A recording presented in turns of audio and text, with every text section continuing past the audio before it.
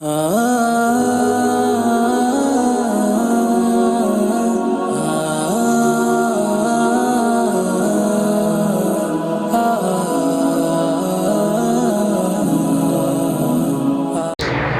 مبارکہ میں بالخصوص حضور اکرم صلی اللہ علیہ وسلم کی سیرت کے قصیدے سنائے جاتے ہیں۔ حضور اکرم صلی اللہ علیہ وسلم کی زندگی کا ایک ایک گوشہ باعث نور ہے۔ حضور اکرم صلی اللہ علیہ وسلم کا اسوہ حسنہ آپ کے لیے میرے لیے مشعل راہ ہے۔ حضور اکرم صلی اللہ علیہ وسلم کی ولادت بسعادت بھی ایسی تھی کہ جس نے اس وقت کے تمام موجود لوگوں کو حیران اور ششدر کر دیا تھا،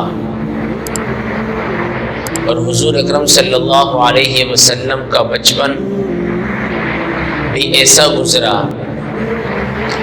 کہ آپ کا بچپن باقی تمام لوگوں سے منفرد تھا اور نرالا تھا۔ میں نے بھی اور آپ نے بھی بچپن کی زندگی گزاری ہے۔ یقیناً بچپن کی زندگی بڑی حسین اور جمیل ہوتی ہے۔ بچپن میں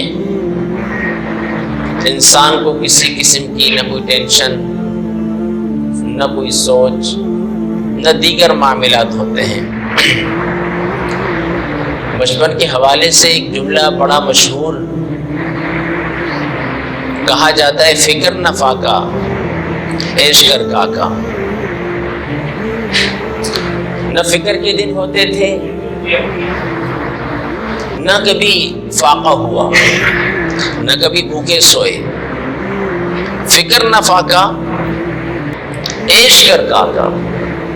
بچپن کی زندگی ایسی زندگی ہوتی ہے، اور پھر بچپنا جب گزر جاتا ہے تو پھر بچپن کے ایام یاد آتے ہیں۔ تو اسے دنیا کے کئی شعراء نے بچپن کو اپنے اپنے انداز میں لکھا۔ ایک نے کہا، خوبصورت تھا اتنا کہ پتہ بھی نہ چلا، خوبصورت تھا اتنا کہ پتہ بھی نہ چلا، کب کہاں اور کیسے میرا بچپن چلا گیا۔ بچپن کے ایام بڑے حسین ہوتے ہیں۔ جبھی تو کسی نے سوچ سمجھ کے کہا، فکر نہ فاقہ عیش کر کاکا۔ آج میں اور آپ دنیا کے مال اور دولت کو خرچ کر لیں اور یہ سوچیں کہ یار وہ دن وہ ایام ہمیں واپس مل جائیں۔ کہا جاتا ہے کہ گزرا ہوا وقت واپس دوبارہ لوٹ کر نہیں آتا۔ ایک نے کہا، چلو کہ آج بچپن کا کھیل کھیلیں، چلو کہ آج بچپن کا کھیل کھیلیں، بڑی مدت ہوئی ہے بے وجہ ہنس کر نہیں دیکھا۔ آج یہاں پر ہنسانے کے لیے ہمیں فنی اور مزاحیہ کلپ دیکھنے پڑتے ہیں، اپنے دل کو بہلانے کے لیے مزاحیہ کلپ دیکھنے پڑتے ہیں، یہ کوئی لطیفہ سننا پڑتا ہے یا پڑھنا پڑتا ہے۔ کیا کہا شاعر نے، چلو کہ آج بچپن کا کھیل کھیلیں، بڑی مدت ہوئی بے وجہ ہنس کر نہیں دیکھا۔ عزیزان محترم، بچپن میں سب سے زیادہ سوال جو آپ کے ساتھ بھی ہوا ہوگا، ہمارے ساتھ بھی ہوا اور آنے والے دور کے اندر بھی ہوتا رہے گا، وہ سوال کیا ہوتا ہے؟ آپ بڑے ہو کر کیا بنیں گے؟ بڑے ہو کر کیا بنیں گے؟ آج جب بڑے ہو گئے پھر سمجھ میں آ گئی کہ اب ہم کیا بنے ہوئے ہیں۔ جب کسی سے پوچھا جائے نا کہ بڑے ہو کر کیا بنیں گے، تو کوئی بولتا ہے ہم ڈاکٹر بنیں گے، کوئی بولتا ہے ہم انجینئر بنیں گے، کوئی کیا بولتا ہے، کوئی کیا بولتا ہے۔ جب بڑے ہو گئے پھر کہا کہ بس جی اب میں دوبارہ بچپن سے والی زندگی کے ساتھ جینا چاہتا ہوں۔ اب بچپن والے ایام دوبارہ لوٹ کر کہاں آئیں گے، کیسے آئیں گے؟ اور ایک نے کہا زندگی پھر کبھی نہ مسکرائی بچپن کی طرح، زندگی پھر کبھی نہ مسکرائی بچپن کی طرح، میں نے مٹی بھی جمع کی اور کھلونے بھی لا کر دیکھ لیے۔ بچوں کا کھیل مٹی کے ساتھ ہوتا ہے۔ بچپن میں، آج تو چائنا نے ترقی کر لی نا، کھلونے آ گئے، طرح طرح کی آوازیں بھی آنے لگ گئی۔ یقیناً ہمارے دور میں تو اس طرح کی چیزیں نہیں تھی، یا تو وہ ربڑ کی گڑیا ہوتی تھی، چوں چوں اس کو بجاتے تھے تو آواز آتی تھی، اور تو کچھ بھی نہیں ہوتا تھا۔ آج تو نہ جانے ہر پرندے کی، ہر جانور کی شبیہ کے ساتھ اس کی آواز بھی اس کے اندر آتی ہے۔ تو یہ مادیت ترقی کرتی چلے گئی، لیکن بچپن کے ایام واپس لوٹ کر نہیں آتے۔ ایک شاعر نے کہا کاش لوٹ جاؤں میں بچپن کی وادی میں۔ اب آپ کو اپنا ماضی یاد آ رہا ہوگا، گزرا ہوا وقت یاد آ رہا ہوگا۔ جن کے والدین حیات نہیں ہیں وہ اپنے والدین کو تخیلات کی دنیا میں سامنے رکھ کر اپنا بچپن سوچ رہے ہوں گے کہ ہماری امی جان ہمیں کیسے روکتی تھی، ابو جان کیسے ڈانٹتے تھے، ابو جان پیار کتنا کرتے تھے، امی جان کس انداز سے، کس رویے سے ہمیں مناتی تھی۔ سارے معاملات آپ حضرات کے ذہن میں گھوم رہے ہوں گے۔ کہا کاش لوٹ جاؤں میں بچپن کی وادی میں، کاش لوٹ جاؤں میں بچپن کی وادی میں، نہ کوئی ضرورت تھی نہ کوئی ضروری تھا، نہ کوئی ضرورت تھی۔ آپ کو کس چیز کی ضرورت تھی بچپن میں؟ سب کچھ مل جاتا تھا۔ کہا یہ دولت بھی لے لو۔ آج آپ بھی یہی کہیں گے، کہا یہ دولت بھی لے لو، یہ شہرت بھی لے لو۔ آج انسان کے پاس پیسہ بھی ہے، عزت بھی ہے، وقار بھی ہے، شہرت بھی ہے۔ کیا کہتا ہے شاعر؟ یہ دولت بھی لے لو، یہ شہرت بھی لے لو، بھلے چھین لو مجھ سے میری جوانی۔ یہ دولت بھی لے لو، یہ شہرت بھی لے لو، بھلے چھین لو مجھ سے میری جوانی، مگر مجھ کو لوٹا دو، مگر مجھ کو لوٹا دو وہ بچپن کا ساون، وہ کاغذ کی کشتی، وہ بارش کا پانی۔ اور ایک نے کہا بچپن کی وہ امیری نہ جانے کہاں چلی گئی۔ انسان بڑا ہو کر امیر بنتا ہے، بچپن کی وہ امیری نہ جانے کہاں چلی گئی، جب پانی میں ہمارے بھی جہاز چلا کرتے تھے۔ وہ بچپن کے ایام کیسے ہوتے تھے ذرا سوچے نا۔ آپ روتے تھے، بول نہیں پاتے تھے، ماں سینے سے لگا لیتی تھی۔ آپ نے اور میں نے اپنے بچپن کے ایام گزارے، لیکن کسی کو یاد ہوں گے اور کسی کی زندگی میں ایسے واقعات آئے ہوئے ہوں گے کہ انسان اسے بھلا نہیں پاتا، یہاں تک کہ اس کے پوتے ہو جاتے ہیں اور پھر پوتے بھی سوال کرتے ہیں دادا جان اپنی زندگی کا، بچپن کا کوئی ہمیں واقعہ سنا دیں۔ پھر کہانیاں، واقعات سنانا شروع ہو جاتے ہیں۔ لیکن عزیزان محترم، آپ کا اور میرا جو بچپن گزرا، آج جو ہمارے بچوں کا بچپن گزر رہا ہے، ان سب سے حضور اکرم صلی اللہ علیہ وسلم کا بچپن بڑا ہی انوکھا اور نرالا تھا۔ حضور اکرم صلی اللہ علیہ وسلم کی ولادت باسعادت کے وقت وہ دور کچھ یوں تھا کہ اس دور کے اندر بڑے بڑے رؤساء اور امیروں کے بچے دیہات کی عورتیں آ کر لے جاتی تھیں اور انہیں پالتی، انہیں دودھ پلاتی تھی۔ المختصر اس کی کئی وجوہات لکھی۔ سب سے پہلی بات کہ بچہ جس ماحول میں بڑا ہوتا ہے وہی عادت و اطوار اس بچے کے اندر پیدا ہو جاتی ہے۔ اب حضور اکرم صلی اللہ علیہ وسلم پیدا ہوئے مکہ شریف میں، اور وہ جو دائیاں تھیں وہ دیہات سے آتی تھیں مکہ کے شہر کے اندر، لیکن بہت ساری دائیاں تھیں جو مکے آتی تھیں اور بڑے بڑے رؤساء امیروں کے بچے لے کر چلے جاتی تھیں، انہیں پالتی، ہر ہفتے کے بعد 15 دن کے بعد واپس لاتی، انہیں دکھاتی کہ ہاں بھائی آپ کا بچہ اتنا صحت مند ہے، ایسا ہے ایسا ہے۔ حضرت حلیمہ سعدیہ سلام اللہ علیہا کا واقعہ بھی بڑا انوکھا اور نرالا ہے۔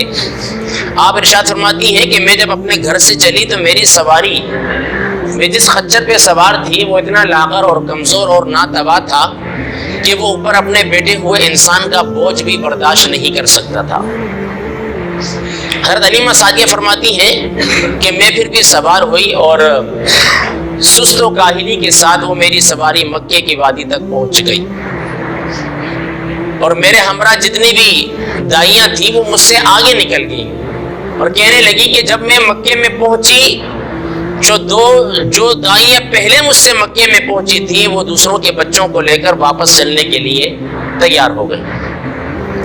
حضرت حلیمہ سعدیہ فرماتی ہیں میں آ گئی، اور جب میں نے مکے میں دیکھا تو اب ہر کوئی امیروں کے بچے لے گیا۔ ظاہر سی بات ہے، دولت والا انسان یہی دیکھتا ہے کہ ہم اپنے بچے کو اس دائیہ کے ہاتھ میں دیں جو اس کی اچھے انداز سے پرورش کر سکے، ہم اسے اچھا معاوضہ دیں گے۔ حضور اکرم صلی اللہ علیہ وسلم کی ولادت باسعادت کے بعد 7 سے 8 دن تک آپ نے اپنی والدہ ماجدہ کا دودھ پیا۔ اس کے بعد حضرت حلیمہ سعدیہ کے مقدر جاگ گئے۔ حضرت حلیمہ سعدیہ رضی اللہ تعالی عنہا نے آخرکار اس بچے کو گود لیا۔ اب یہاں پر کئی بات ہمیں ملتی ہیں۔ اب حضرت حلیمہ سعدیہ فرماتی ہے وہ سواری جو سست و کاہلی کے شکار تھی، جب میں اس سواری پر سوار ہوئی، فرمایا کہ میرے شوہر میرے ساتھ تھے۔ کہیں پر لکھا ہے شوہر نہیں تھے، کسی روایت میں کہ شوہر ساتھ تھے۔ کہا شوہر سواری کے لیے جب سواری کے اوپر بیٹھے، ان کے پیچھے میں بیٹھی اور میری گود میں 2 جہاں کے تاجدار تھے۔ فرمایا کہ سواری نے چلنے کا نام نہیں لیا۔ عجیب و غریب معاملہ ہوا۔ پھر کہا کہ میرے شوہر نے کہا ممکن ہے کہ ہمارا وزن زیادہ ہو، اس وجہ سے یہ معاملہ ہو گیا ہو۔ کہا چلو میں اترتا ہوں، میں سواری کی لگام پکڑتا ہوں اور تم بچے کو گود میں لے لو۔ حضرت حلیمہ سعدیہ کے شوہر اس سواری سے نیچے اترے۔ حضور اکرم صلی اللہ علیہ وسلم سوار تھے اور حضرت حلیمہ سعدیہ سوار تھی۔ آ گئی اس خچر کے اندر جان آ گئی، اس کی ہڈیوں میں گودا بھی نہیں تھا، گودا بھی آ گیا، فربا اور تندرست اور توانا ہو گیا۔ حضرت حلیمہ سعدیہ دیکھ کر حیران ہو گئی، اور وہ عورتیں جو پہلے ہی مکے سے بچے لے کر چل پڑی تھی، آپ نے ان کی سواریوں کو بھی کراس کر لیا۔ جب وہاں پہنچے تو وہاں کی دائیوں نے سوال کیا حلیمہ یہ وہی سواری ہے؟ حضرت حلیمہ نے جواب دیا ہاں بھائی سواری تو وہی ہے پر سوار چینج ہو گیا ہے۔ سواری تو وہی ہے پر سوار جو ہے تبدیل ہو گیا ہے۔ اب جب وہاں پر کہیں بچپنا تھا حضور اکرم صلی اللہ علیہ وسلم کا، ہر 15 دن کے بعد 20 دن کے بعد آپ صلی اللہ علیہ وسلم کو واپس حضرت آمنہ سلام اللہ علیہا کے پاس لایا جاتا، اور یہاں تک کہ حضور اکرم صلی اللہ علیہ وسلم جب حضرت حلیمہ سعدیہ کے گھر میں تشریف لائے تو آپ کا پورا مکان پر نور ہو گیا، اور وہاں کے لوگوں کا یہ رواج تھا، ظاہر سی بات ہے آج کے دور میں بھی انسان کچھ لوگ ایسے ہیں جو اندھیرے سے ڈرتے ہیں، کہتے نہیں جی کمرے کے اندر 0 کا بلب لگا کر سونا چاہیے، اندھیرا ہے، ڈرتے ہیں۔ لیکن وہ دور ایسا تھا کہ اس دور کے اندر چراغ جلائے جاتے تھے، تیل کے دیے جلائے جاتے تھے، اور حضور اکرم صلی اللہ علیہ وسلم کی حدیث آپ نے ارشاد فرمایا جب تم لوگ راتوں کو سونے لگو تو آگوں کو بجھا کر سو جایا کرو، اس لیے کہ اللہ نے شیطان کو آگ سے پیدا کیا ہے، ممکن ہے کہ وہ تمہیں نقصان نہ پہنچا دے۔ حضرت حلیمہ سعدیہ فرماتی ہے کہ جب ہم رات کو سوئے تو میرا پورا گھر پر نور ہو گیا، حتیٰ کہ میرے پڑوسی آ گئے، کہا حلیمہ اتنی مالدار کب سے ہو گئے ہو، اتنے مالدار کب سے ہو گئے ہو، اب تو رات کو بھی تمہارا دیا بجھتا نہیں ہے۔ لیکن انہیں معلوم نہیں تھا کہ جو سراپا نور ہستی تھی وہی ان کے آنگن میں تشریف لائے تھے۔ حضور مصطفیٰ جان رحمت صلی اللہ علیہ وسلم کہ بچپنے کی اتنی برکات تھی کہ حضرت حلیمہ سعدیہ فرماتی ہیں کہ میرے گھر میں بکریاں بھی تھیں جن کا دودھ بالکل خشک ہو گیا تھا، ان کے تھنوں میں بھی دودھ اتر آیا۔ کہا میری ایک اٹھنی تھی، اس نے اتنا دودھ دینا شروع کر دیا کہ میرے گھر کے سارے برتن بھر گئے۔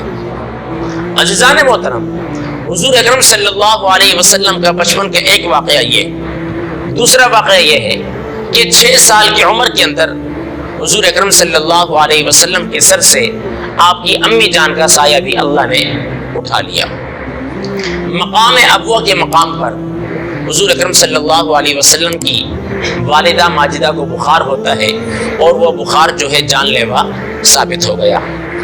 اب ظاہر سی بات ہے جو احباب وہاں تک گئے ہیں، جن کی رسائی ہے، انہوں نے وہ مقام ابوا بھی دیکھا اور حضور اکرم صلی اللہ علیہ وسلم کی والدہ ماجدہ کی قبر انور کی بھی زیارت کی ہے۔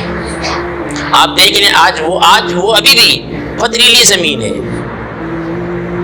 اور شاعر نے کہا تھا نا، اگر میں کہتا ہوں اگر آج کے دور میں حضور اکرم صلی اللہ علیہ وآلہ وسلم کی والدہ ماجدہ کا وصال پر ملال ہوتا، میں اور آپ دنیا کے سب سے مہنگے ترین پھول لا کر ان کی قبر پہ رکھ دیتے۔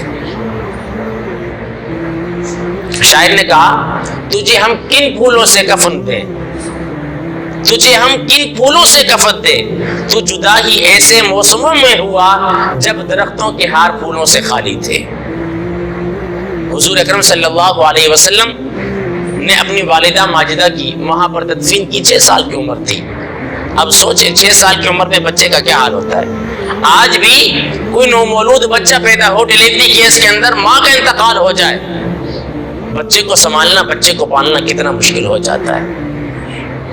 عزیزان محترم، آپ کے اور میرے پیارے نبی کا بچپنا اتنا بابرکت تھا کہ آپ جہاں سے گزرتے شجر و حجر بھی سلام کرتے تھے۔ حضرت حلیمہ سعدیہ فرماتی ہیں جب میں اپنے گھر میں جاتی یا واپس آتی اور حضور اکرم صلی اللہ علیہ وسلم میرے پاس ہوتے تو مجھے پتھر سلام کرتے، میں پتھروں کے سلام کی آواز کو سنتی۔ ذرا تصور کریں، جو ہستی حضرت حلیمہ سعدیہ کے ہاتھ میں آئی، یہ جو ان کے وجود کے ساتھ بس ہے، ان کی برکت یہ ہے کہ جو ان کو اٹھائے ہوئے ہیں ان کو شجر کی سلامی کی آواز آ رہی ہے، حجر کی سلامی کی آواز آ رہی ہے۔ حضور اکرم صلی اللہ علیہ وسلم کی حدیث، آپ نے ارشاد فرمایا جب میں اپنی والدہ ماجدہ کی بطن میں تھا، اللہ رب العالمین لوح پر جو قلم چلاتا تھا، عرش پر جو قلم چلاتا تھا، میں اس کی آواز کو بھی سنتا تھا۔ تو ذرا غور کریں، جو نبی مادر شکم میں رہ کر عرش پر چلنے والے قلم کی آواز کو سن سکتا ہے، تو کیا وہ نبی گنبد خضرا میں رہ کر عاشق کے درود و سلام کی آواز کو نہیں سن سکتا؟ تو کثرت سے درود و سلام پڑھا کرو۔ یقیناً حضور اکرم صلی اللہ علیہ وسلم کا بچپنا میرے لیے، آپ کے لیے مشعل راہ ہے۔ آج ہم نے اور آپ نے اپنے بچوں کو بچپن کے اندر کتے اور بلوں کی کہانیاں سنانا شروع کر دی، انہیں ڈرپوک اور بزدل بنا دیا۔ کاش کہ حضور اکرم صلی اللہ علیہ وسلم کے بچپن کے واقعات سنائے ہوتے تو آج ہمارے بچوں کے سینے بھی نور علی نور ہو جاتے اور حضور اکرم صلی اللہ علیہ وسلم کی محبتوں سے لبریز ہو جاتے۔ آج ہم نے یہ واقعات سنانا چھوڑ دیے، اس لیے ہم کہتے ہیں جی ماڈرن دور ہے، بچے کو کوئی اور زبان آئے نہ آئے لیکن انگلش آنی چاہیے، آنے والا دور انگلش کا ہے، یہی کہا جاتا ہے۔ آپ اپنے بچے کو کون سے اسکول میں داخل کرتے ہیں؟ انگلش میڈیم میں۔ کیوں بھائی؟ انگلش کا دور ہے، انگلش کا رواج ہے۔ تو عزیزان من، ٹھیک ہے آپ انگلش سکھائیں، منع نہیں کرتا، لیکن کم سے کم گھر میں کچھ وقت اپنی بچوں کو دیں، اپنی اولاد کو دیں، انہیں بتائیں حضور اکرم صلی اللہ علیہ وسلم کی سیرت کے واقعات بچوں کے انداز میں بھی مصنفین نے لکھے، آپ وہ کتابیں لا کر دیں اور انعام کی لالچ میں بچوں سے وہ واقعات انہیں یاد کرائیں تاکہ کل کو بڑے ہو جائیں پھر بھی ان کے ذہن میں رہے کہ ابو جان نے ہمیں فلانی کتاب لا کر دی تھی۔ ہمیں ابھی بھی یاد ہے جب میں نے حفظ کی کلاس میں پہلی مرتبہ پوزیشن لی تھی تو ہمیں 2 کتابیں دی گئی تھی، ایک تو منزل یاد کیسے کریں اور دوسری تھی پیارے نبی کی پیاری باتیں. پیارے نبی کی بچوں کے حساب سے لکھی ہوئی تھی بالکل. آج بھی ممکن ہے شاید ملتی ہوں. پیارے نبی کی پیاری باتیں.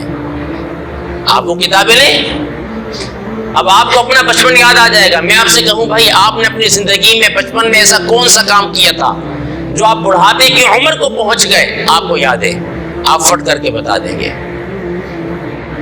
لیکن آپ جس نبی کے غلام ہیں, آپ جس نبی کے نام لیوا ہیں, آپ جس نبی کی محبت کے گن گاتے ہیں, اس نبی کے بچپن کا آپ کو کوئی واقعہ یاد نہیں. تو عزیزان من, حضور اکرم صلی اللہ علیہ وسلم کے بچپن کے واقعات, سیرت کے واقعات, یہ سارے آپ یاد کریں, اور کم سے کم اور کچھ نہیں, حضور اکرم صلی اللہ علیہ وسلم کا شجرہ مبارک ضرور یاد کریں. 40 پشتوں تک عدنان سے ملتا ہے. عدنان تک وہ کیسا ہے؟ محمد بن عبداللہ بن عبد المطلب بن ہاشم بن عبد مناف بن قصی بن کلاب بن مرہ بن کعب بن لوی بن غالب بن فہر بن مالک بن نضر بن کنانہ بن خزیمہ بن مدرکہ بن الیاس بن مزر بن نزار بن معد بن عدنان. یہاں تک تو صحیح احادیث مبارکہ کے ساتھ احادیث کی کتب کے اندر موجود ہے. لیکن حضرت آدم علیہ السلام تک جو ہے اس پر علماء کا اختلاف ہے. آگے 40 پشتے اور ہیں. بن عبد بن حمیسہ بن سلیمان بن عوس بن بوس بن قموال بن ابی بن عوام, یہ پورا حضرت آدم علیہ السلام تک الحمدللہ مجھے یاد ہے. تب عاشقی آپ پر ناز کرے گی کہ واقعتاً ان کو جن سے عشق ہے ان کا شجرہ بھی یاد کیا ہے. اگر میں آپ سے پوچھوں آپ کو حضور اکرم صلی اللہ علیہ وسلم کے کتنے نام یاد ہیں؟ نہیں پتا. اللہ کے نام کی تو بات ہی نہیں کرتا نا. اللہ کے نام بھی 99, پیارے نبی کے نام بھی 99 جو قرآن کے شروع کے صفحات میں موجود ہوتے ہیں. کم سے کم بندے خدا کے وہ تو یاد کرو, کم سے کم اتنا کچھ تو یاد ہونا چاہیے. آپ کیسے عاشق ہو کہ آپ کو اپنے محبوب کے نام بھی ہی نہیں معلوم کہ محبوب کے نام کتنے ہیں, اور دعویٰ عاشقی کا. تو عزیزان من, حضور اکرم صلی اللہ علیہ وسلم کا بچپنا, آپ کا لڑکپن, آپ کی جوانی اور آپ کی 63 سالہ زندگی آج بھی میرے پاس اور آپ کے سامنے اللہ رب العالمین نے کتاب کی صورت میں موجود رکھی ہے. اللہ رب العالمین ان مصنفین کی, ان مؤلفین کی قبروں پر اپنی کروڑوں رحمتوں کا نزول فرمائے جنہوں نے یہ تحریر ہمارے تک پہنچائی ہے. تو خدا کے لیے آپ زندگی میں روزانہ جو کام کر رہے ہیں کریں, لیکن سیرت مصطفیٰ کا ایک صفحہ لازماً پڑھیں اور اپنے بچوں کو, اپنے گھر والوں کو بتائیں. اگر آپ کی بیوی آپ کی نافرمان ہے تو اور کچھ نہیں, حضور اکرم صلی اللہ علیہ وسلم کی ازواج مطہرات کی سیرت کی ایک کتاب لا کر انہیں دے دیں, کہیں یہ پڑھیں. اور اگر آپ خود اپنی بیوی کے حقوق ادا نہیں کر رہے تو حضور اکرم صلی اللہ علیہ وسلم کی سیرت طیبہ اپنے سامنے رکھیں کہ آپ نے اپنی ازواج مطہرات کے ساتھ کس طرح کا انداز, سلوک اور رویہ رکھا. یہ آپ کے لیے میرے لیے بہت ضروری ہے. آج آپ کی ہماری ایک ہوگی یا 2 ہوں گی, یا الا ماشاء اللہ خوش نصیب کی 3 ہو یا 4 ہو. کوئی ساتھی ایسے جن کی 2 بھی ہوگی, اور کچھ ایسے ہیں جن کی 1 ہے, اکثر و بیشتر ایسے جن کی 1 ہے. زوجہ محترمہ, بیوی جسے کہا جاتا ہے. حضور اکرم صلی اللہ علیہ وسلم کی کتنی تھی؟ کچھ کی آواز ہے, کیسے عاشق ہو. 11 ازواج مطہرات تھی, اور حضور اکرم صلی اللہ علیہ وسلم نے ہر ایک کا پورا پورا حق ادا کیا. آج آپ کے پاس, میرے پاس 1 ہے, اس کے بھی پورے حقوق ادا نہیں کرتے. آپ کو معلوم ہے حضور اکرم صلی اللہ علیہ وسلم نے ارشاد فرمایا, اگر بیوی بھی صدقہ دے رہی ہے, بیوی بھی صدقہ دے رہی ہے, تو صدقہ دینے سے پہلے وہ اپنے شوہر سے اجازت لے گی کہ میں صدقہ دے دوں. آج یہاں پر صدقے کی تو دور کی بات ہے, شوہر کو بغیر بتائے بازار کی طرف بھی چلے جاتے ہیں, شاپنگ کر کے بھی آ جاتے ہیں. تو خدا کے لیے سیرت مصطفیٰ کی کتابیں اپنے گھروں میں لازماً رکھیں, اپنے لائبریریوں کی زینت بنائیں جہاں پر آپ کتب وغیرہ رکھیں, اپنے بچوں کو بتائیں کہ بیٹا یہ پڑھیں. میری دلی دعا ہے اللہ سبحانہ و تعالی مجھے اور آپ کو حضور اکرم صلی اللہ علیہ وسلم کی سیرت طیبہ کو اپنانے کی توفیق عطا